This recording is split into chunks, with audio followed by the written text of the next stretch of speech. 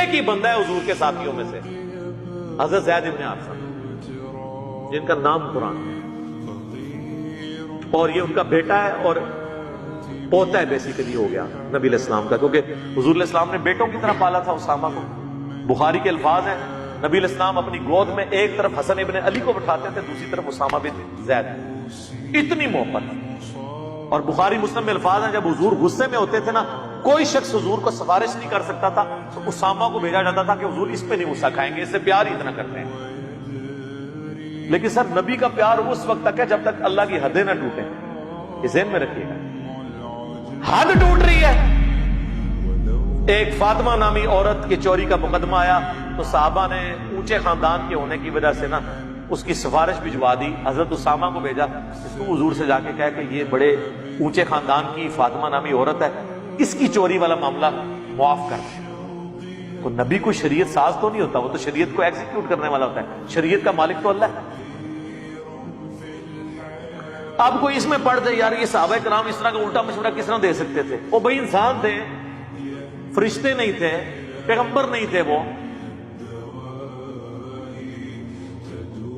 نبی علیہ السلام نے نماز کے بعد ممبر لگایا، بخاری مسلم دونوں میں الفاظ ہیں، آپ نے فرمایا تم سے اگلی قومیں اسی لیے برباد ہوئی، ان کے اشرافیہ کے لیے اور قوانین ہوتے تھے اور عام لوگوں کے لیے اور۔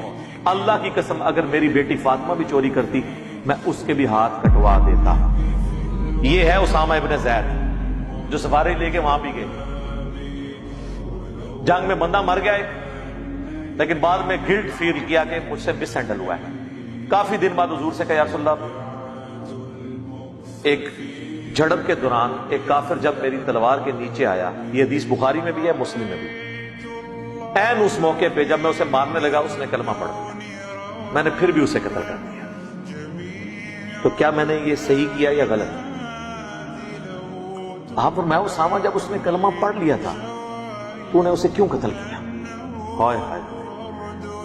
آپ ذرا امیجن کریں کہ اللہ کے نبی کسی کو پوچھ رہے ہو تو نے یہ کیوں کیا، ہائے ہائے۔ اب پیچھے انسان کے پلے کون سی شے رہ سکتی؟ ہم تو یہ کہتے کہتے مر جاتے ہیں جو کچھ بھی ہے تیرے محبوب کی امت سے ہیں، اور محبوب کہہ رہے ہوں کہ تو نے یہ کیوں کیا، تو اگلے بندے کی کیا حالت ہوتی ہو؟ ان کا یا رسول اللہ اس نے ڈر کے کلمہ پڑھا، آپ نے فرمایا تو نے اس کا دل چیر لیا تھا، اسامہ تو کیا کرے گا جب قیامت والے دن وہ اللہ کے حضور کلمہ پڑھتا ہوا تیرے خلاف مقدمہ قائم کر دے گا،